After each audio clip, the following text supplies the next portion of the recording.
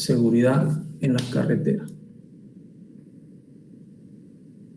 Bueno, como es sabido, a medida de que se incrementan la cantidad de vehículos en una determinada área, se incrementan también las posibilidades de accidentes, ¿no?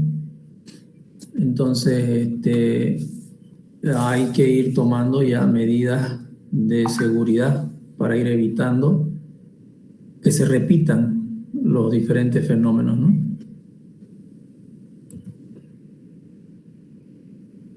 Los aspectos que intervienen en la seguridad del transporte, los conceptos de choque y accidente. Entonces nosotros definimos como accidente aquel acontecimiento que ocurre sin ninguna razón aparente, simplemente ocurrió. Un accidente es aquello que ocurre sin aparentemente ninguna razón, ¿no? Un choque es un tanto diferente. Implica que la colisión puede haberse evitado o minimizado su efecto. Ese es un choque, es algo que, el fenómeno que se podía haber evitado. Entonces, aquello que se podía haber evitado se denomina como choque o siniestro, ¿no? El accidente es otra cosa. En un choque, el comportamiento puede ser debido al comportamiento del conductor, se puede haber debido al diseño del vehículo, puede haber habido algún defecto de diseño del vehículo, la geometría del camino también puede ser culpable de un accidente o de un choque, de un siniestro, y también el ambiente, ¿no? El ambiente del viaje. El ambiente del viaje es cuando tenemos en el vehículo o el conductor tiene en el vehículo distracciones, ¿no? Distracciones de otras personas o de otro tipo, de otra índole. Ya, pantallas, qué sé yo, otros elementos de distracción, ¿no? Entonces, esas son las diferencias que hay que tenerlas claras entre lo que es el accidente y lo que vienen a ser los choques. ¿Ya? El diseño geométrico es muy importante, ¿no? Entonces, por eso es que cuando nosotros hacemos el diseño geométrico en carreteras 2, me imagino, o en carreteras 1, ustedes hacen el diseño, aprenden a hacer el diseño, donde calculan las curvas, ¿no? Calculan en función a la velocidad de diseño definida para ese tramo, para esa vía, se calculan los radios de curvatura. ¿Ya? No solamente de curvas horizontales, sino también de curvas verticales. Entonces, aparte de tener la velocidad de diseño para ese tipo de curvas, uno verifica las longitudes visuales, especialmente en las curvas horizontales, en las curvas verticales, ¿no? La distancia de visibilidad. Cuando uno diseña una curva vertical, verifica las distancias de visibilidad. Es decir, comparando con la distancia de frenado, nosotros podemos hacer una evaluación de que si el vehículo va a una velocidad de diseño de 100 kilómetros por hora, yo estoy diseñando una curva vertical con cierta curvatura, yo puedo establecer a qué distancia va a detenerse el vehículo y hasta dónde logra su visibilidad, hasta dónde alcanza su visibilidad, ¿no? Entonces, ahí se hacen las correcciones que se tienen que hacer en un diseño geométrico, ¿no? Si hay un mal diseño geométrico, alta la posibilidad de que ocurran accidentes, por supuesto, por esos motivos.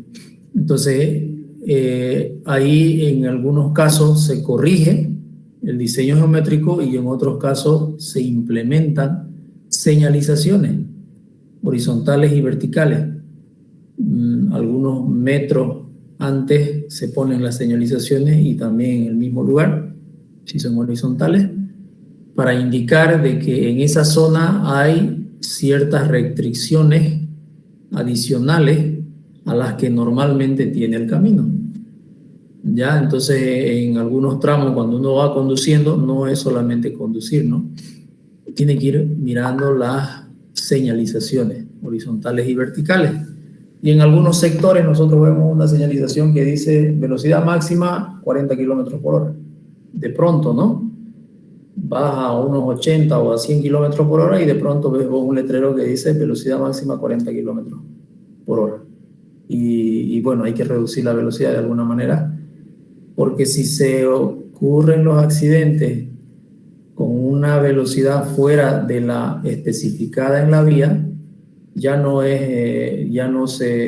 sería culpa, digamos, entre comillas, del diseño, sino más bien del conductor. Y ahí intervienen los procesos legales con los seguros, ¿no? Donde el seguro lo que intenta normalmente cuando el daño es grande es evitar el resarcimiento, pues, ¿no? Cuando el daño es grande, entonces ellos investigan y buscan. Si estaba con alcohol el conductor, no te cubre el seguro. Si el conductor no respetó las señalizaciones, tampoco te cubre el seguro. Entonces se hace todo un peritaje.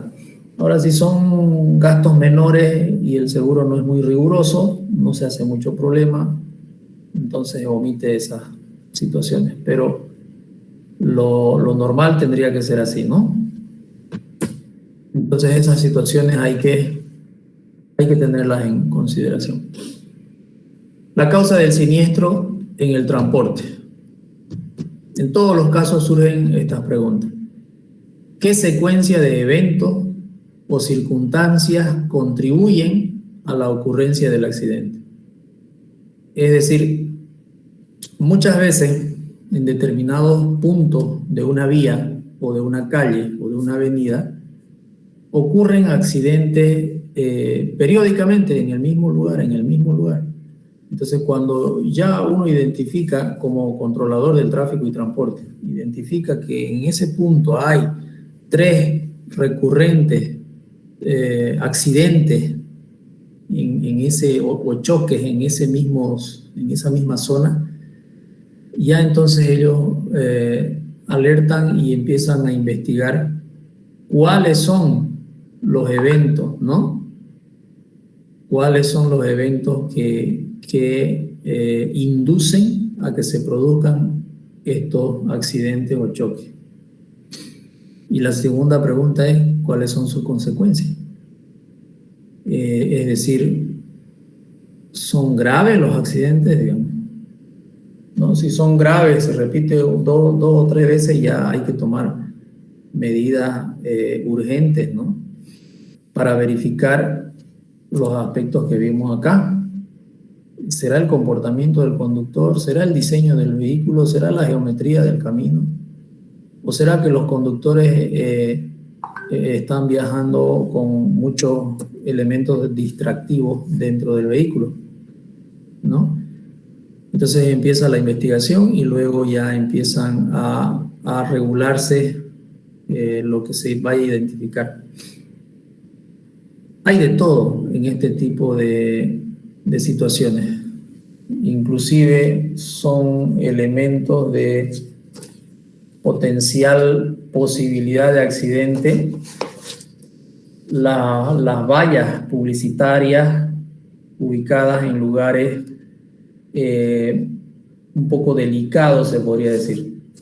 En lugares donde tenés altas velocidades y de pronto una valla publicitaria puede ser muy distractiva y tenés un diseño geométrico de una curva o una contracurva justo metros después de la valla o metros antes de la valla, y entonces se distrae el conductor y producen los accidentes.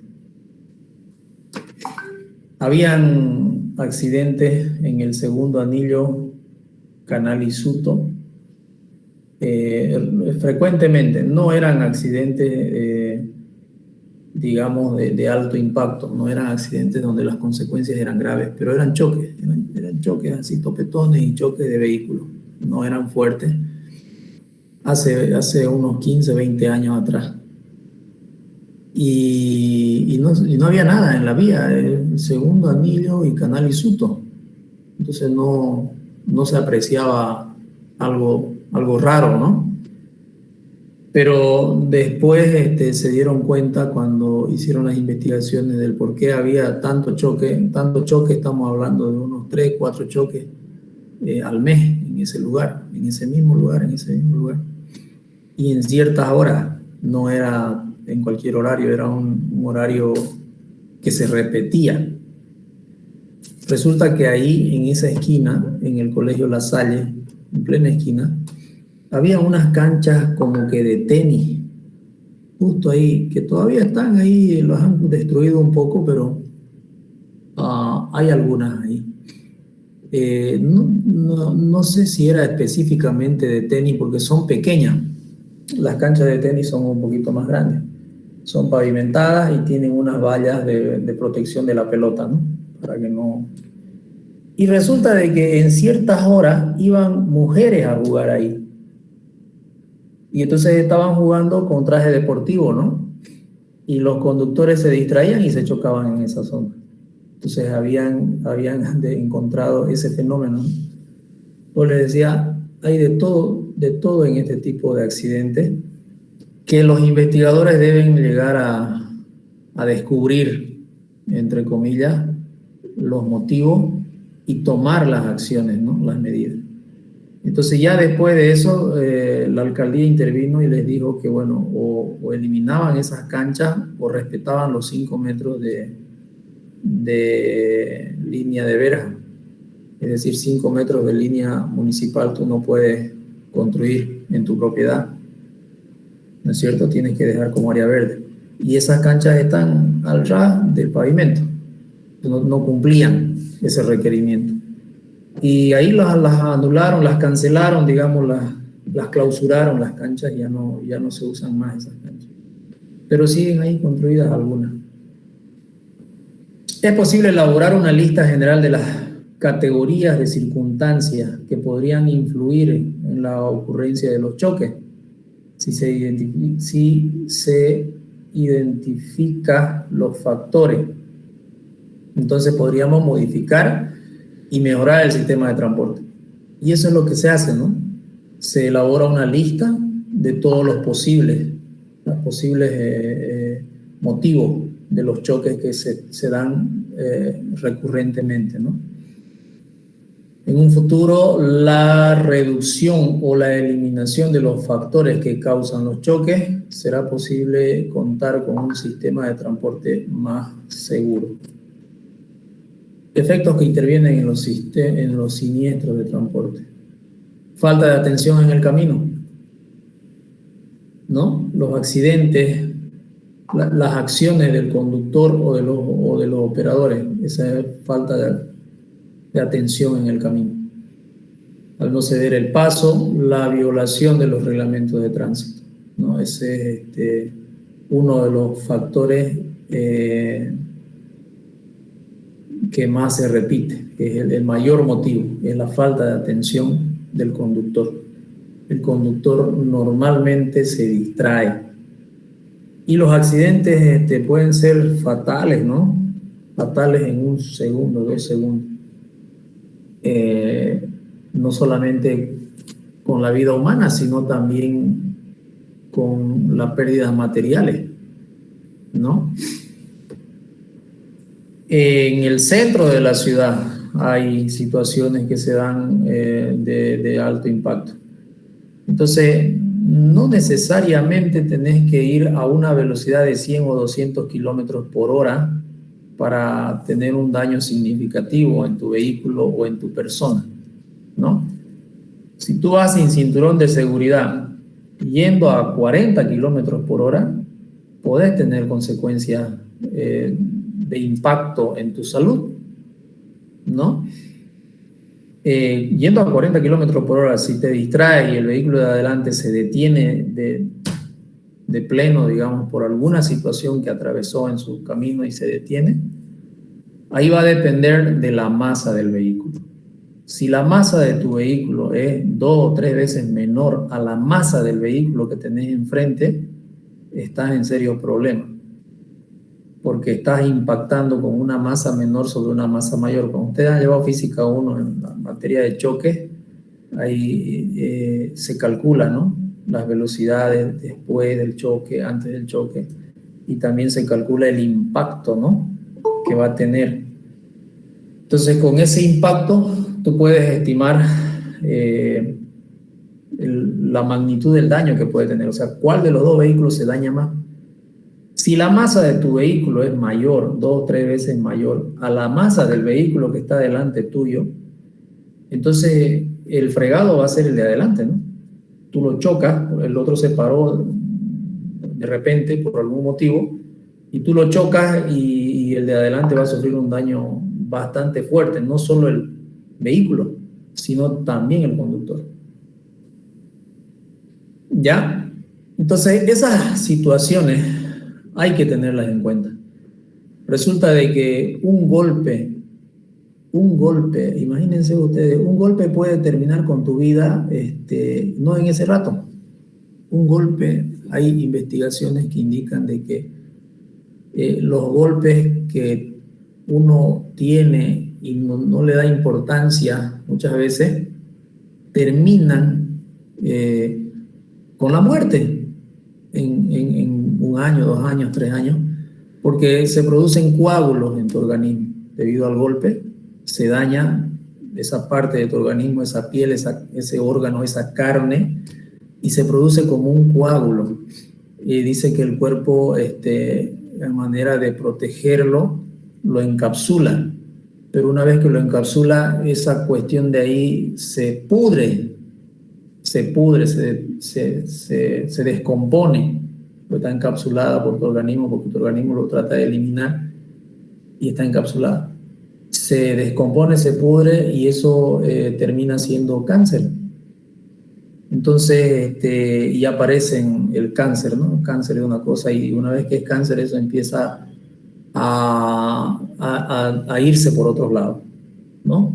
Se expande por otros órganos y demás. O sea, finalmente un choque que tú tuviste hace 2 años o 3 años atrás, que poco o nada te acuerdas de él, resulta que te mató, ¿no? Pero muchas veces uno no logra entender, digamos, el por qué, ¿no? Entonces, es importante el cinturón de seguridad, es importante no distraerse en ninguna parte cuando uno está manejando, ¿no? O tomar sus debidas distancias con los conductores que van adelante si te vas a distraer, ¿no? Es decir, a veces uno agarra el celular y empieza a manipularlo, pero tienes que ser consciente de que para manipular el celular tenés que tener el de adelante un poco, una buena distancia por lo menos, ¿no? Para que le dé tiempo de hacer algo, ¿no? Las características geométricas del camino. La carretera debe diseñarse considerando la distancia visual adecuada a la velocidad de diseño, es lo que les decía, ¿no? No es nomás tener la velocidad de diseño y saber de que un vehículo va a poder dar la curva, ya sea horizontal o vertical, con esa velocidad de diseño, dándole tú el peralte adecuado. Entonces, físicamente puede ser posible de que vaya un vehículo a 100 kilómetros por hora y dé una curva con un radio de 50 metros, digamos, 30 o 40 metros, con un determinado peralte. Vos calculas el peralte, calculas el radio de la curva, y con esa velocidad de diseño físicamente es posible que dé el vehículo, que no se te vaya, ¿no? Va a dar la vuelta. Pero no termina ahí el diseño. El diseño termina cuando vos garantizás la distancia de visibilidad. Entonces ocurre de que en esa curva no solamente el vehículo tiene que tener la capacidad de no volcarse en esa velocidad, sino que también el conductor tiene que tener una visibilidad adecuada para poder maniobrar, manipular su vehículo, ¿no? Entonces eso es importante, la distancia visual, ¿ya? ¿Eso qué significa? Que el vehículo debe tener una distancia visual mayor a la distancia de frenado. Es decir, que como él va mirando así al horizonte y que se le aparezca un camión fregado en plena carretera, él acciona el freno con la velocidad de diseño de la carretera, va a 100 kilómetros por hora, ve el obstáculo, acciona el freno y su distancia de frenado tiene que ser menor a la distancia de visibilidad. De lo contrario, le va a tirar el choque, bueno. Porque en las curvas tanto horizontales como verticales, la distancia de visibilidad no es infinita, ¿no? Es limitada. Y hay que cuidar eso. Ese aspecto dice mucho de un buen diseñador o diseñista de carretera. Estamos hablando del diseño geométrico, ¿no? Ambiente físico o climático en el que opera el vehículo. Eso, claro, eso no está, digamos, muchas veces a nuestro alcance. Pero, sin embargo, hay que considerar de que hay ciudades en las que siempre está nublado. Hay zonas, por ejemplo, aquí en la Siberia, en la zona de la Siberia, la famosa zona de la Siberia. El 90% del tiempo tiene neblina, ¿no? Por lo menos tenía. No sé actualmente si seguirá así, ya porque hace muchos años que yo no voy por allá, pero en esa zona todos los días había neblina, pocas horas del día se despejaba, ¿no? Entonces, si ya tenés ese factor, entonces y vos estás diseñando la vía, tenés que considerar ese factor climático en tu diseño geométrico y en tu velocidad de diseño también. Ya establecer la velocidad de diseño, los límites de velocidad de diseño menores, porque tu distancia de visibilidad se disminuye abismalmente y tu distancia de frenado tiene que ser menor a tu distancia de visibilidad. Y ahí es que tu diseño geométrico tiene que ser más óptimo, ¿no? Para la recolección de los datos, recolección y mantenimiento de datos, siempre se elaboran planillas, ¿no? Planillas, formularios. Esto lo manejan bien las personas del seguro. Los del seguro lo manejan muy bien. Pero también los de tráfico y transporte hacen relevamiento. Cuando hay un accidente y se comunica a tráfico y transporte, que acá creo que no funciona, pues ese departamento de tráfico de la alcaldía, ¿no? Pero los de tránsito apoyan también ahí, ¿no? Entonces ellos también manejan un formulario similar a este. En el departamento de tránsito se lleva el registro de toda la información relevante al accidente de tránsito, los cuales se encuentran en forma de reportes de accidente. Entonces, los de tránsito se van más a buscar el error, el delito, ¿no? Hacen un relevamiento, pero se van más a buscar el delito. O sea, los de tránsito no son ingenieros civiles. Ellos no van a poder deducir en un accidente de que hay un problema de diseño geométrico o puede haber un problema de diseño geométrico. Ellos van a ir a ver de que el vehículo, si tenía su SOA, si tenía su inspección técnica, si tenía, bueno, su freno, si estaba borracho o no estaba borracho. Esas cosas van y ven. ¿Y qué más verán? Digamos que nosotros no tenemos idea también, ¿no?, de lo que ellos analizan y ven y tienen que ver, ¿no? Pero por eso es que está la unidad de tráfico y transporte, que depende de la alcaldía, y ahí están los ingenieros civiles. Los de tránsito son otra cosa. Bueno, allá se llama pues tránsito en Estados Unidos, pero aquí nosotros, allá se llama policía, digamos, ¿no? Aquí el departamento de tránsito es de la alcaldía en Estados Unidos. Aquí el tránsito para nosotros son los policías, ¿no? Nosotros le llamamos departamento de tráfico y transporte. Entonces, el formulario es similar, muy similar, ¿ya? La información acerca de la localidad, obviamente, la ubicación del accidente, ¿no? hora de la ocurrencia, condiciones de camino y medio ambiente, tipo y número de vehículos implicados, un croquis donde se muestre la trayectoria originales de la maniobra o maniobras de los vehículos involucrados. Se hace un dibujito, ¿no? Un croquis. Acá hacen los del seguro, te hacen dibujar, dibuja la calle, dónde estaba su vehículo, cómo fue el accidente y aparte del dibujo lo tienes que escribir aquí abajito escribo, yo iba, no sé, a más o menos a 30 kilómetros por hora, de pronto se detuvo el vehículo de adelante y no me dio tiempo para frenar y lo choqué, algo así. Entonces tú detallas ahí y dibujas ahí cómo fue, más o menos el incidente. Con esos datos ellos ya los tienen que sistematizar y cuando ven recurrentes accidentes en el mismo lugar, en la misma hora, ya llama la atención, ¿no? Entonces, teóricamente esa información ellos lo deben sistematizar a estas alturas del partido con tanta tecnología. Se debería sistematizar y se debería hacer correr un algoritmo donde te entregue y te diga, en esta zona a esta hora tenés, no sé, 100 accidentes al mes. Y ahí ya hay que ver qué está pasando y mandar inspectores a esa zona, a esa hora del accidente y que observen, que estén mirando cuando vaya a ocurrir un accidente. Y cuando ocurre el accidente, ellos tienen que ver cuáles fueron los factores. Bueno, esa es la teoría de la forma como se debe proceder. A estas alturas ya es con cámaras, pues, ¿no? Se pone cámaras y punto, y se revisa y se puede ver históricamente y con mayor certeza los factores que provocan ese tipo de accidentes, ¿no?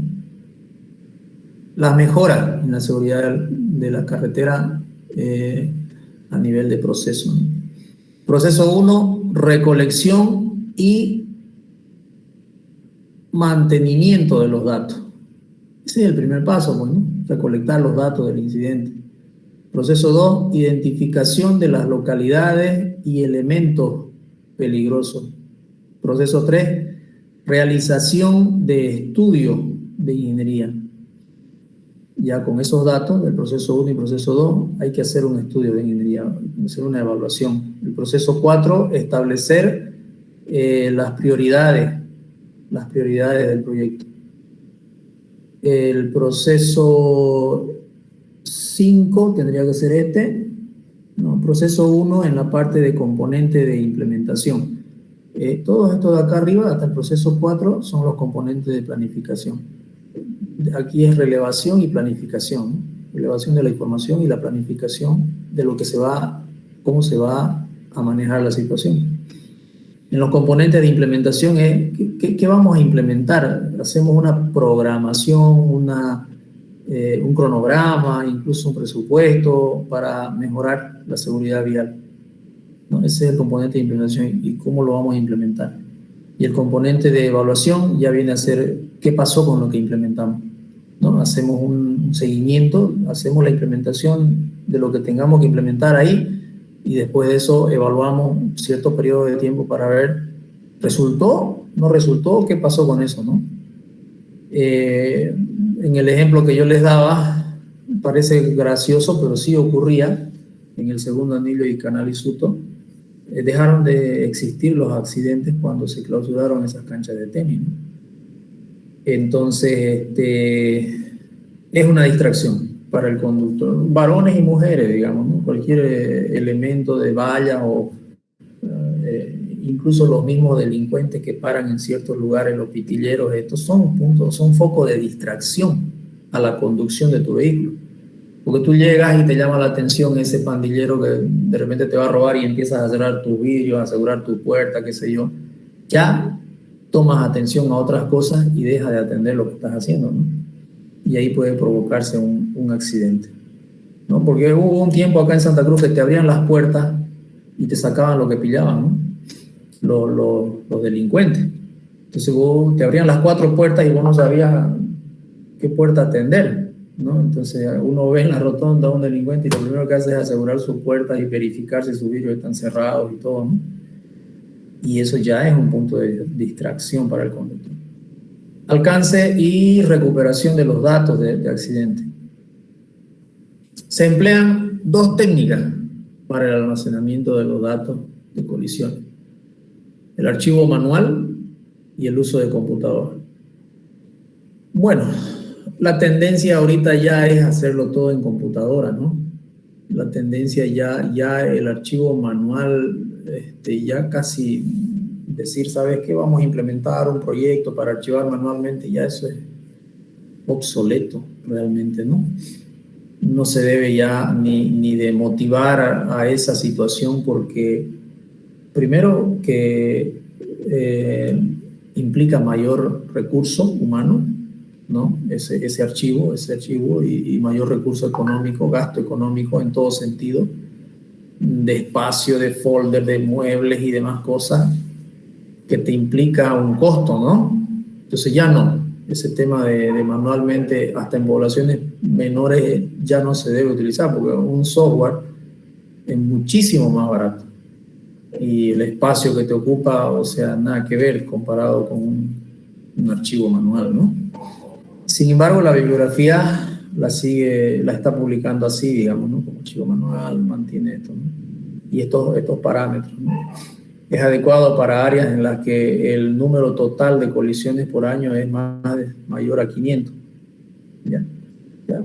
Hay software que hasta son gratis, no te cuesta un peso, digamos, y aunque tengas una población de 10 personas o de 10 accidentes al año, o sea, mejor de una vez digital, digamos.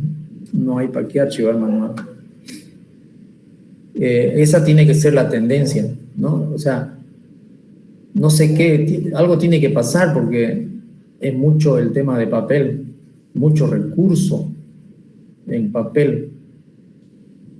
Y bueno, no sé en qué momento se va a cambiar y cómo se va a hacer para que el formato digital tenga valor legal, al igual que el papel. En teoría ya existe el valor legal en formato digital. Las empresas internacionales, los correos son su formato oficial, digamos, y legal para un juicio y todo. Eso es legal, un correo electrónico es perfectamente legal.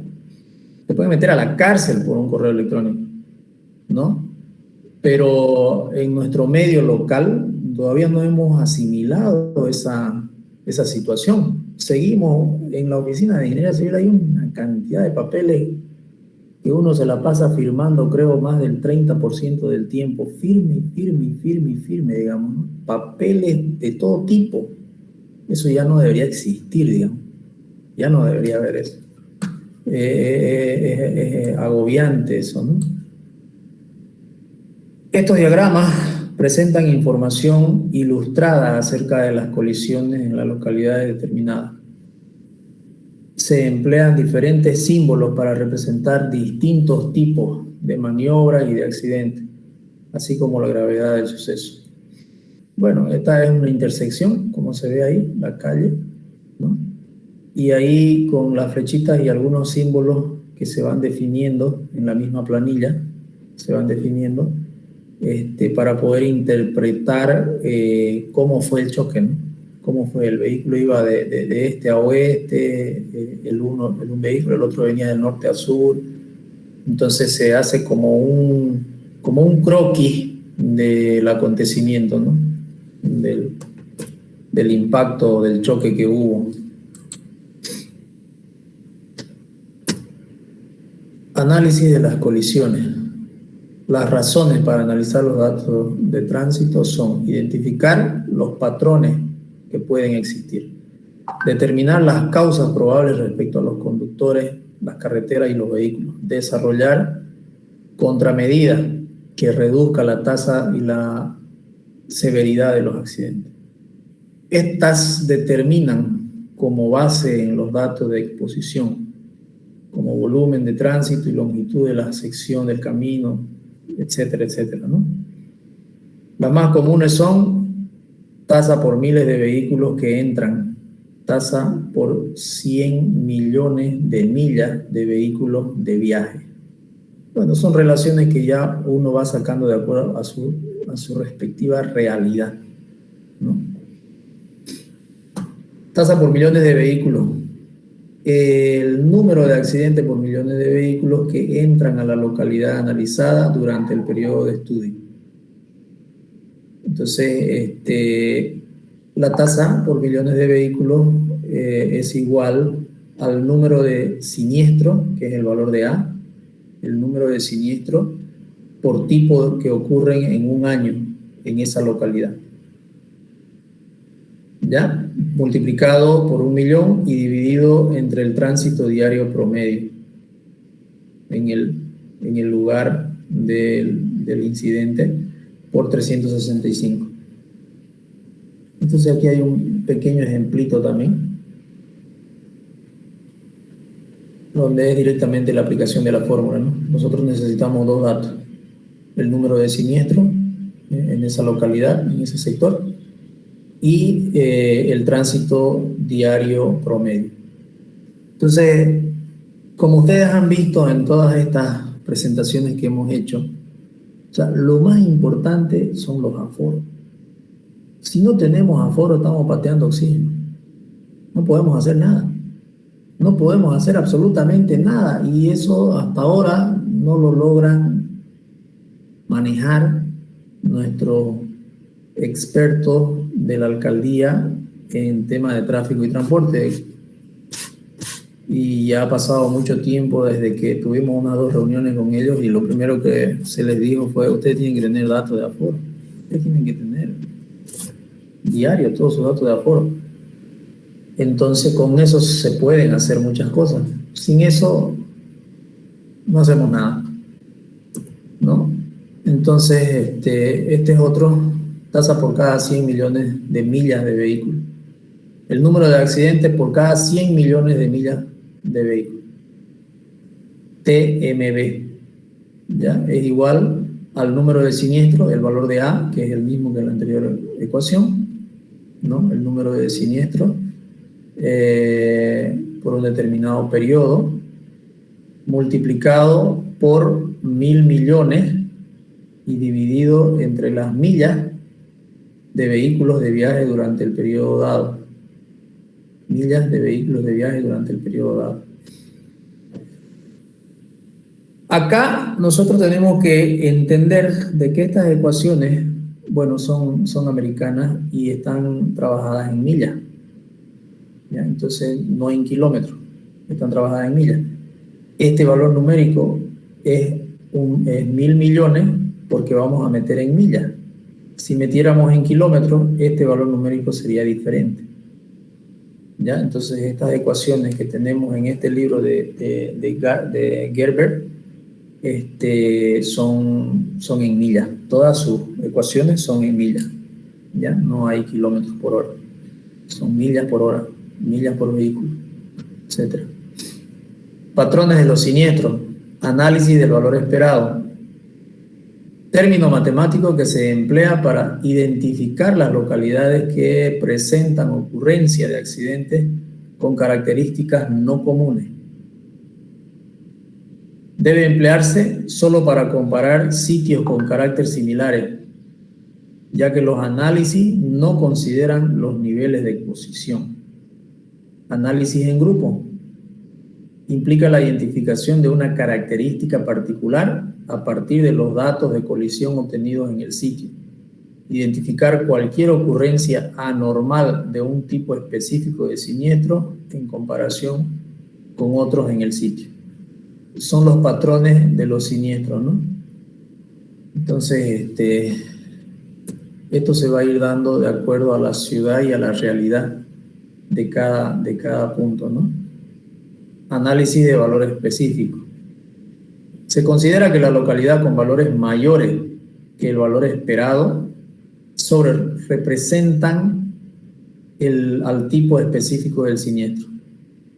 Entonces, el rango esperado de frecuencia de siniestro se simboliza con B sub E o BE, el rango esperado de frecuencia del siniestro, y eso es igual al número promedio del siniestro por la localidad, X barra, número promedio de siniestro por localidad, S, que es la desviación estándar estimada de la frecuencia de los siniestros, y Z, número de desviación estándar que corresponden al nivel de confianza requerido.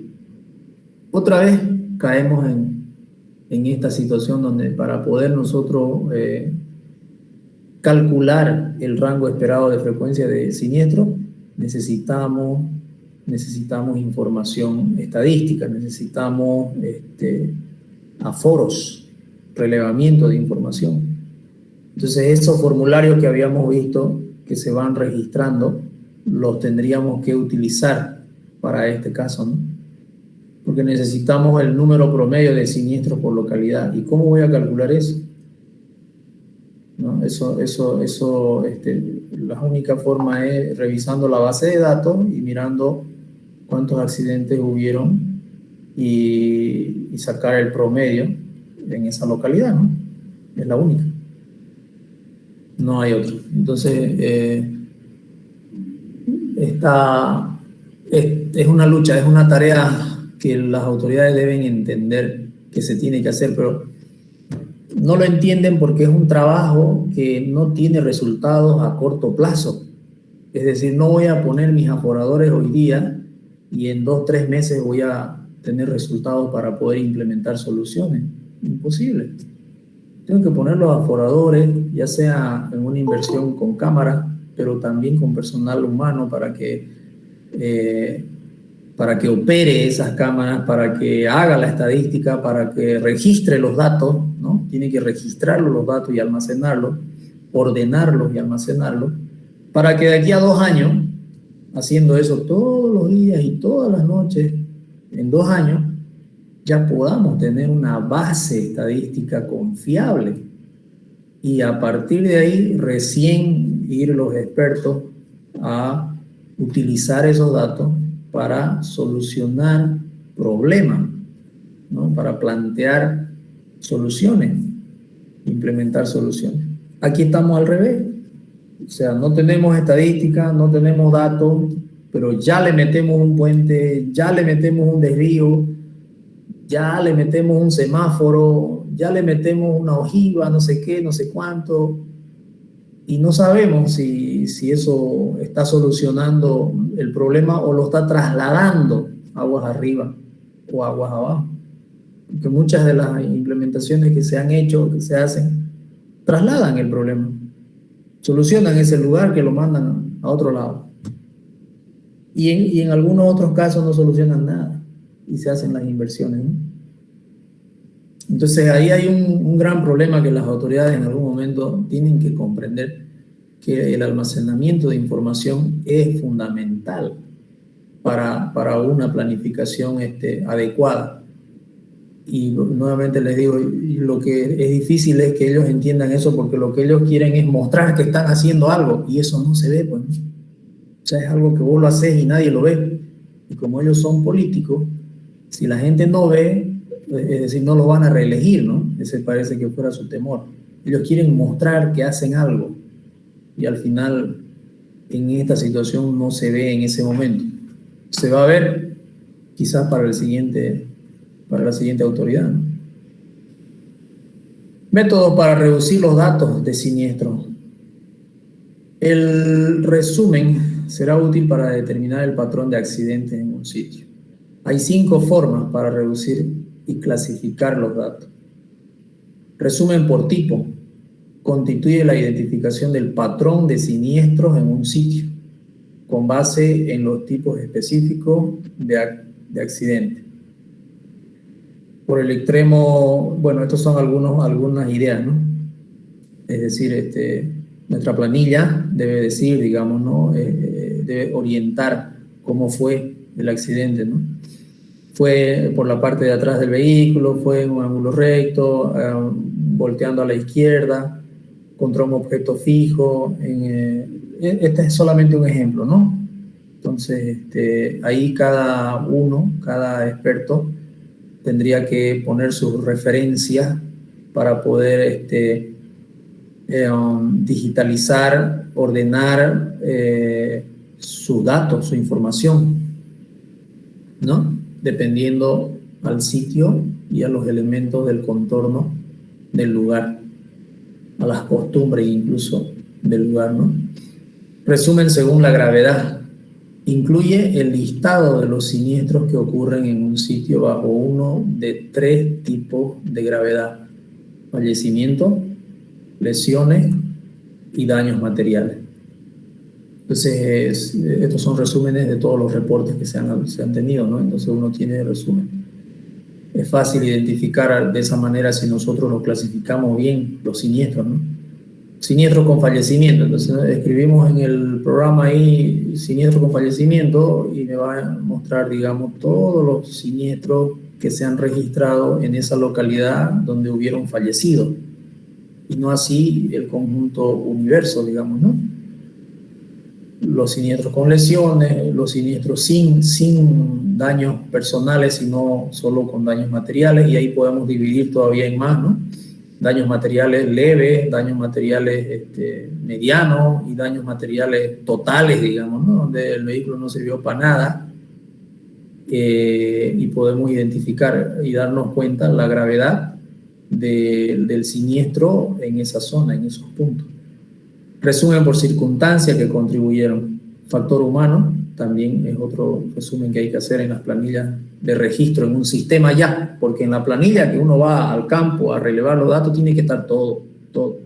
Ya cuando uno lo sistematiza tiene que separarlo para poder hacer nuestras curvas y nuestro análisis estadístico y recién tomar las medidas en función a lo que es más urgente, ¿no? Obviamente, atendiendo la estadística, nosotros vamos a ir a solucionar lo más urgente, que serían los fallecimientos. Si vemos una recurrencia alta, nosotros vamos a ir directamente a solucionar y a analizar y a investigar qué pasó, por qué se muere la gente en esa zona. Después veremos los lesionados y finalmente iremos a ver pues, los daños materiales, ¿no? Factores ambientales, factores relacionados con los vehículos, también son importantes identificarlos, porque si se ven altas recurrencias de factores relacionados con los vehículos, podemos hacer denuncias o reclamos a esa marca. Pues resulta de que el auto Toyota Corolla modelo 2023 se le revientan los frenos de nada, digamos, ¿no? Podemos concluir en eso porque va a estar registrado en las planillas, ¿no? Esos son los factores relacionados con los vehículos. Va a estar la marca del vehículo, que lo primero que va a saltar es falla de freno. Entonces vos revisás estadísticamente y tenés muchas fallas de freno. A ver qué vehículo era, Toyota Corolla. Entonces mandemos una y pongamos fuera de circulación estos vehículos o mandémoslos a una revisión a todos antes que ocurra lo mismo con los demás, ¿no es cierto? Así se toman las medidas. Resumen por condiciones de medio ambiente, la misma idea, ¿no? ¿Ya?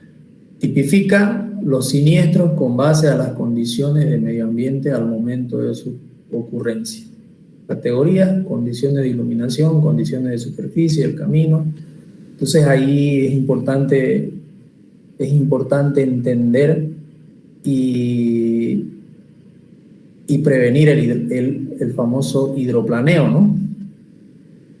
Entonces el hidroplaneo se da mucho, se puede dar mucho en nuestra zona, que hay lluvia, porque el hidroplaneo es eso, es el agua en el pavimento con una capita en el pavimento flexible o rígido, que se genera una capita de agua y a una cierta velocidad el vehículo hace tipo planeo y ocurre el descontrol para el conductor.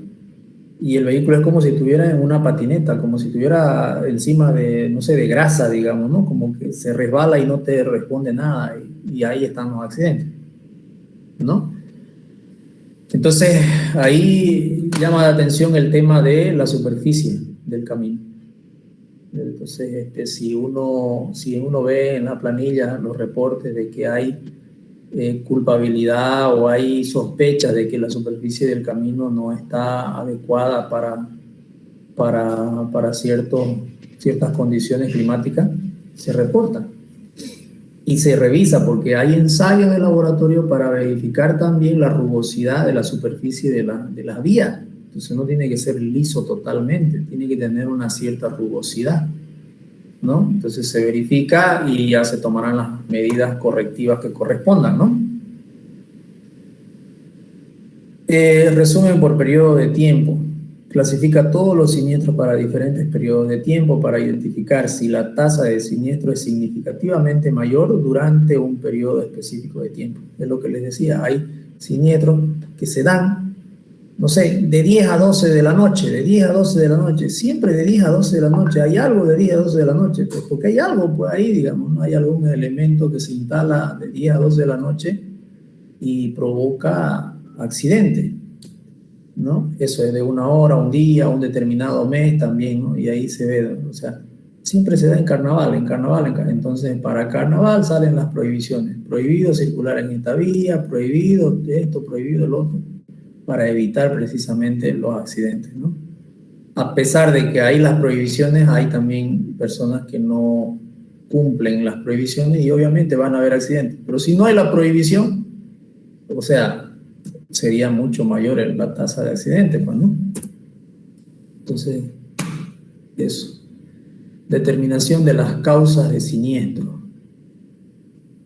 Una vez que se identificó las localidades peligrosas y el patrón de accidente, la siguiente tabla o la siguiente etapa es definir las causas del siniestro, los tipos de siniestro clasificados, se aparean con una lista de causas posibles, de las cuales se identifican varias fuentes probables. Y esto lo hacen los expertos de acuerdo a la población donde viven, porque cada población tiene su propia realidad.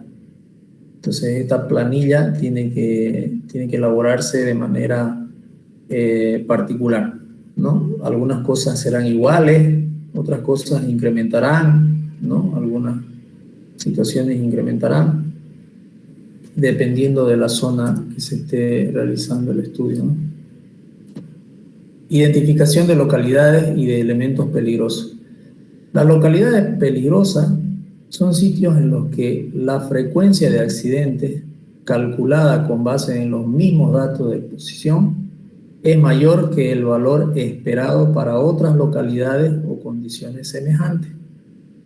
Fácil, ¿no? De entenderlo, de comprenderlo. El método del factor de la tasa crítica de siniestro implica la siguiente expresión. Entonces, con esta expresión nosotros vemos los resultados y podemos decir, ¿saben qué? Montero resulta ser una localidad peligrosa en términos de tráfico y transporte, comparado, no sé, con Cotoca, quizás, o con Guarnes, o quizás Guarnes con Cotoca, que son ciudades relativamente similares, de condiciones similares, ¿no? Eso nos permite hacer esa evaluación, ¿no? Nos permite esta ecuación de acá, donde PROM es tasa promedio de siniestros para el tipo de instalación, TC vendría a ser la tasa crítica del siniestro, ¿no? Por 1.000 millones de millas vehículo o por millón de vehículos que entran. FR, factor de prueba, desviación estándar para un nivel de confianza dado, de la desviación estándar para un nivel de confianza dado. Este de aquí es FR, perdón, este es FP, mejor dicho. Este está bien, el que no está bien es este, la FP, es el factor de prueba. BT, la base de tránsito, por 1.000 millones de millas vehículos. ¿Ya? Entonces, con esos datos podemos determinar si ese pueblo es más peligroso o menos peligroso que otro de condiciones similares. Después de que se ha determinado a una localidad específica como peligrosa, se realiza un estudio detallado de ingeniería para identificar el problema de seguridad. Logrado esto, puede desarrollarse contramedidas adecuadas relacionadas con la seguridad.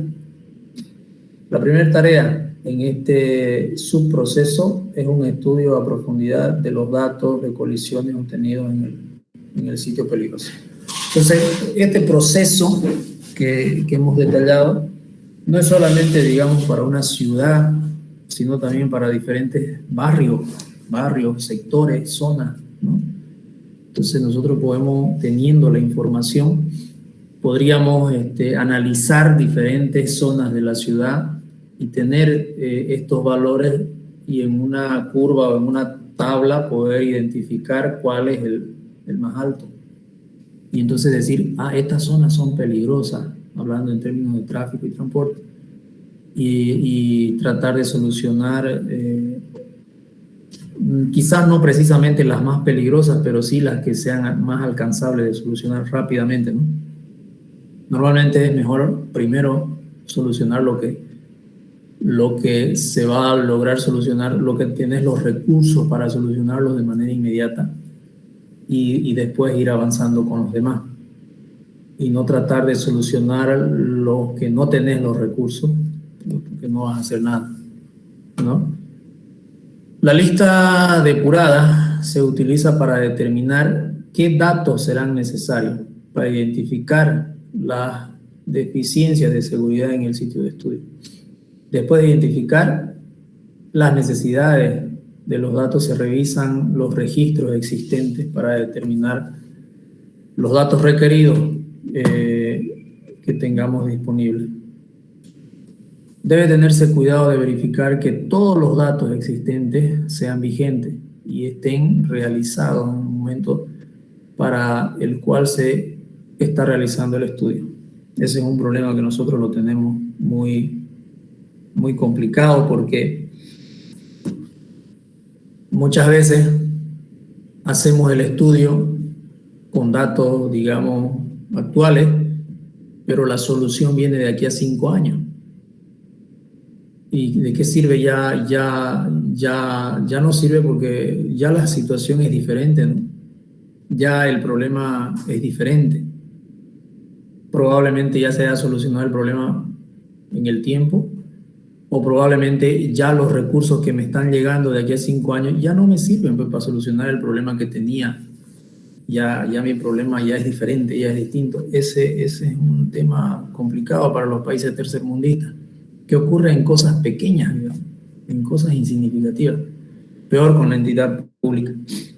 Es complicado comprar un tornillo en la entidad pública. Entonces, es bien complicado esa situación, ¿no? Entonces, a eso se refiere este punto, ¿no? Hay que dar la solución con los datos actualizados, no con datos que teníamos hace años, y recién nos está llegando el material con el cual queremos solucionar un problema que ya no es igual. Potencialidades de la contramedida para la reducción de los siniestros. Se usa la potencialidad de reducción de siniestros para estimar la disminución que se espera ocurrirá durante un periodo determinado, como resultado de la implementación de una contramedida propuesta.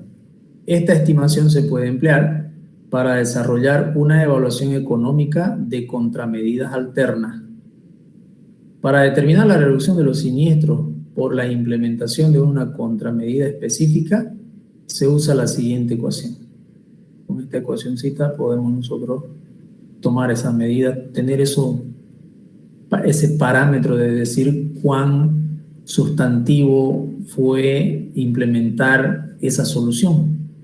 De pronto tenemos 3 zonas exactamente o muy similares, y decidimos implementar 3 tipos de soluciones diferentes en cada zona.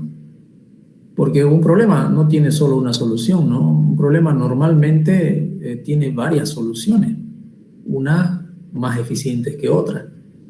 Y con esto nosotros podemos medir la efectividad de cada una de las soluciones, o tener una idea por lo menos de cuál fue más efectiva, para después poder replicar en esa dirección las soluciones. Y muchas veces nosotros pensamos que la solución A va a ser la mejor, y resultó siendo la solución B la mejor, por algunos factores que no nos habíamos dado cuenta que existían en el lugar. ¿Ya? Pero también hay que tener cuidado, porque a veces se aplican soluciones en diferentes zonas y nos olvidamos del aspecto social. Eso es bien importante, evaluar, porque no la misma solución te va a rendir igual en otro lugar donde el aspecto social influye mucho. Por ejemplo, les doy un ejemplo. En la entrada al Urubó, la entrada y salida del Urubó, la gente está disciplinada. O sea, el tráfico es tan intenso en las horas pico que la gente se ha tenido que disciplinar. Hace años, donde no había esa disciplina, cuando empezó a hacer una trancadera esto por el puente, los vehículos se metían en 2, en 3 líneas y todos querían pasar. Y al final se terminaba trancando todo y se trancaban todo el día. Entonces, rápidamente se dieron cuenta de que es mejor hacer una sola fila y respetar, porque esa fila avanza a una velocidad baja, pero avanza. En cambio, cuando se metían en 2, en 3 filas, ahí se quedaban listos, trancados y punto. Entonces, esa solución, digamos, que nace del aspecto social, es innata, digamos, está ya bien interiorizada en la gente que vive en esa zona, porque si fuera en otro lugar, en otra zona donde la gente es más complicada, digamos, no se podría hacer eso. Es decir, uno ya está llegando, digamos, si ustedes se ubican, cuando uno sale de aquí, sale a las 6 de la mañana, y por el Hotel Radisson, toda esa rotonda un poco más allá, llegando a la Casa del Camba, desde ahí empieza la cola. De la Casa del Camba ya uno se alinea a una fila y punto. Aunque tengas el otro carril libre y vos lo veas que no hay nadie y que te den las ganas de irte por ese carril 2 kilómetros adelante y meterte, no, la gente no hace eso. Se pone en su fila y espera. No falta un gil, claro, hay excepciones, muy raras excepciones, que o no es de la zona el tipo, o es nuevo o algo que se mete y le tira el acelerador. Y los que son de la zona y saben cómo funciona, se le cruzan más adelante. Se le cruzan, se le sale y se le para ahí. Y se para el tipo, el que sabe cómo funciona el sistema. Y va avanzando de acuerdo a la cola que tiene al lado, a su cola, a su propia línea. Y el que está más atrás de él no le gana el lugar, le respeta el lugar para que cuando él quiera se meta a su lugar. ¿Me entienden? Entonces se sale de la fila, lo tranca al sinvergüenza que venía queriendo adelantar toda la cola, lo tranca y le respetan su espacio al que se salió de la fila, y él no se adelanta, se queda en su mismo espacio, en su mismo turno, y sigue avanzando, hasta que llega a un lugar donde hay la rotonda misma y hay un elemento, un obstáculo fijo donde el de atrás no va a poder pasar, y se mete a su fila. Como él tenía su espacio reservado, se metió, y el que está fregado es el que iba adelante. Y se queda con su guiñador queriendo entrarse a la fila, nadie le da el espacio. Todos se apegan, y que aprenda a respetar, digamos, ¿no? Más o menos así funciona. Entonces, por eso es que los que están 2 kilómetros atrás saben, o les ha pasado, o han visto lo que ha pasado, y se meten nomás a la cola y esperan que siga la cola avanzando, ¿no? Entonces, el aspecto social puede ser fundamental. Si ocurriera este fenómeno en el Plan 3000, en el Mercado de los Pozos, en la Ramada, no lo hacen, ese sistema no lo aplican nunca. Jamás lo van a aplicar. Todos los días sería una trancadera, todos los días sería lo mismo, sería de nunca acabar. Y en esa zona los policías o los gendarmes municipales apoyan, pues pero llegan tarde, llegan a las 7, 7:30, donde ya la cola está 2 kilómetros atrás. Entonces ya la gente, cuando empieza a formarse cola, ellos hacen una sola línea, directo. Y entonces ya los gendarmes cuando llegan ya todos están alineaditos, ya todo está bonito, digamos, ¿no? Ponen sus conitos y ya pasa. Entonces, es lo que les decía, no se puede, o hay que tomar en cuenta el aspecto social. En alguna zona el aspecto social es diferente. tienen diferente concepción del problema, ¿ya? Y diferente carácter, diferente... Entonces eso hay que considerar también cuando toca de hacer este tipo de análisis y soluciones. Ok, creo que estamos ya muy fuera del tiempo. Vamos a dejarlo ahí. Quería terminar, pero no, lo vamos a dejar ahí. ¿Ya? No sé si tienen algún comentario, alguna pregunta. Quizás. Me genera una pregunta. Sí. Es en cuanto a las pólizas de seguro.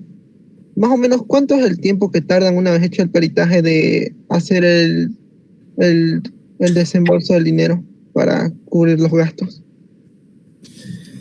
Mira, cuando tú tienes un seguro, yo lo aprendí yo le debo mucho a Robert Kiyosaki, ¿no? Yo lo aprendí eso de Robert Kiyosaki. Todo lo que tú consideras que tiene un valor para ti debe tener seguro. Debe tener seguro. Muchos dicen, no, pero es que es un gasto, que no te va a pasar nada, que aquí, que más allá. No, no importa. Debe tener seguro. Porque desde el momento que vos tenés seguro, tenés una confianza, una tranquilidad de que si algo ocurre, el seguro se va a hacer cargo. ¿Me entendés? Entonces, estás tranquilo. Y esa tranquilidad desemboca en que casi nunca te pase una eventualidad, casi nunca tengas un accidente de tránsito, porque te tranquiliza. Si me choco, me chocan, ya está el seguro, no importa. Pero si no tenés el seguro, estás más estresado. Pucha, si me chocan, aquí, de dónde plata que tengo que gastar. Entonces, psicológicamente es increíble, pero psicológicamente tenés paz cuando tenés el seguro. ¿Que hay que pagarlo? Obviamente hay que pagarlo. Entonces, yo aprendí ahí eso, ¿no? Y siempre trato de asegurar todo lo que se tenga que asegurar. Y cuando tú tienes un accidente, ese rato tú llamas al seguro. Le dices, mira, tuve este accidente. Y ellos te mandan uno de sus ejecutivos. Dependiendo del tráfico en la zona donde tú estás, el tiempo que tarda el ejecutivo en llegar a hacer esa planilla que vimos, hacer el relevamiento y tomar los datos y todo. Puede tardar 5 minutos, puede tardar 1 hora, puede tardar 2 horas, dependiendo de dónde estás. ¿Ya? Lo normal, si estás en el centro, que te tarde unos 45 minutos, si el tráfico es intenso. Más de 45 minutos, como que no. A mí en alguna ocasión me han tardado 5 minutos, en otra ocasión así 30, 40 minutos máximo, digamos, ¿no? Llega, toma los datos, registra, llena la planilla, vos haces el croquis, haces tu detalle ahí, escribí, pasó esto, pasó esto, pasó esto, y bueno, no es más, digamos, ¿no? Entonces, si tu vehículo no está muy dañado o no está nada dañado, porque hay veces que no se daña nada tu vehículo, te vas. Él se queda con el otro vehículo al que tú le diste o tú lo chocaste y lo dañaste, se queda que arreglen su problema, ya ellos se arreglan. Y vos te vas, tranquilo, ya llenaste, firmaste, no pagas nada. No se paga nada. Se paga la franquicia que le llaman ellos cuando tu vehículo está dañado. Tu vehículo que tú lo aseguraste, vos lo chocaste y se dañó. Entonces tú pagas la franquicia y ellos se hacen cargo de solucionar el daño. Y los seguros no te colocan piezas usadas, te colocan piezas nuevas. Se dobló el capot, cambia el capot. Se sumió la puerta, cambia puerta. Se fregó el guardabarro, cambia el guardabarro. No hay llevarlo al chapero. Va al chapero, pero es solamente para cambiarla la pieza, para que lo pongan el mismo color, el mismo tono y te la cambian la pieza. No te la arreglan la pieza, no te la chapean. Eso cuando el vehículo es nuevo, ¿no? Ahora, si es viejito, seguramente la deben chapear, digamos, ¿no? Si es muy viejito, ya no conviene cambiar a la pieza nueva, me imagino. Pero normalmente te lo cambian. Entonces, ahí vos tenés la seguridad de que tu vehículo no va a ser depreciado en el tiempo. porque si no te la cambiaran la pieza, no pues, una chapeada no es lo mismo, un poco tiempo se va a opacar o se va a rajar la pintura y ya se deprecia tu vehículo, tu plata se hace más pequeñita, ¿no? Entonces, cuando tu vehículo está dañado, haces lo mismo, el mismo protocolo, llenas toda la ficha, todo, y de ahí te vas y pagas al seguro, tu franquicia, que normalmente son $100 o $200 dependiendo del vehículo. Pagas tus $100 y bueno, ya si tu vehículo sigue andando, te dicen ellos, llévelo a uno de estos talleres. Te dan una lista, usted escoge su taller, llévelo cuando usted quiera, cuando usted tenga tiempo, cuando usted se planifique, cuando usted pueda, lo lleve. Y ya vos te planificás, en 2, 3, 4 días después lo llevas. El otro vehículo, el seguro se hace cargo. No te olvidas del otro vehículo. Vos pagás tu franquicia y vas a tener que llevar tu vehículo en algún momento. Y el otro se encarga ya del seguro, ¿cómo harán ellos, no? ¿Cómo arreglarán? Le dirán, andate ahorita, o le harán lo mismo, ¿no? Sabes que tenés estos talleres, llévalo cuando querrás, te lo van a arreglar y nosotros lo pagamos. Algo así debe ocurrir. Entonces, no hay un tiempo, digamos, si vos me preguntabas en qué tiempo te hacen el reembolso, en realidad no te reembolsan en condiciones normales. Ellos se hacen cargo del vehículo. Tú lo llevas el día que puedas llevarlo, el chapero te dice, el taller te dice, este trabajo va a durar 2 días, va a durar una semana, va a durar un mes, ¿ya? Si el tiempo de duración es muy largo, tú tienes la oportunidad de reclamar al seguro para que te den otro auto, mientras te arreglan el tuyo. Tú haces una cartita y ellos te dan un auto. Si va a ser un mes, digamos, te dan un auto y estás con otro auto durante ese mes que también tiene seguro que si pasa algo también cubre todo, ¿no? Lo mismo, como si fuera tu auto. Entonces, esa es la situación. La otra es cuando tienes un choque, el seguro evalúa y si el choque ha sido muy fuerte y la reparación cuesta más que lo que cuesta el auto, porque ellos cambian las piezas, es decir, se te fregó el radiador nuevo, se te fregó el capot nuevo, se te fregó el parachoque nuevo y va sumando, se te fregó la máscara nueva, aspa nueva, guardabarros nuevo, suman, y resulta que la suma de eso se hace más plata de lo que cuesta el auto. Y ahí te dice el seguro, mire, lo que podemos hacer es pagarse los autos. Porque vos cuando lo asegurás, vos declarás, ¿no? Y vos decís, yo declaro que mi auto vale $20,000. Entonces el seguro te devuelve los $20,000. En vez de arreglártelo, que le va a costar $30,000 arreglártelo, te dicen, no, pérdida total, vaya y cobre esos $20,000, que te lo dan en unos 15 días a 20 días más o menos. Todo el trámite de seguro dura eso.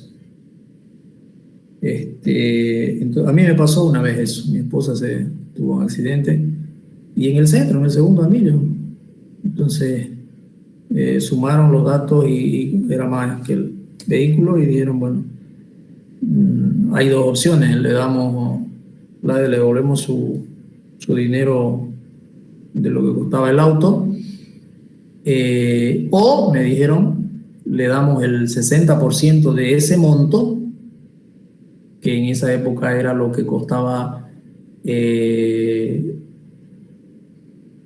¿cómo era esto? A ver, claro, si me daban el 100%, se quedaban ellos con el auto, me lo pagaban el auto y se quedaban, o el 60% y se lo dejamos su auto, así chocado.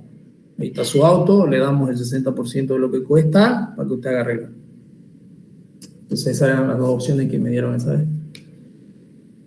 Entonces, ocurre, digamos, ¿no? Por eso es que uno debe nomás hacer un esfuerzo y tener un seguro. En esas cosas hay que hacerlo. Hay que acostumbrarse, es cuestión de acostumbrarse, porque el que no se acostumbra le va a doler pagar el seguro que cuesta $500 el año, o 300, depende del vehículo, 300 hasta 250 el año. Pero tu vehículo vale 20,000, digamos, ¿no? Entonces, si tenés un accidente mañana, o sea, por no pagar $200 o $300, y todavía a plazo, porque te dan a pagar a cuotas en 5 meses, digamos, o sea, medio difícil no tener seguro, digamos, ¿no? Más o menos así. Bueno, me explayé, no sé si te contesté la pregunta que tenía. Ingeniero. Ya. No sé si tienen alguien más alguna curiosidad por ahí.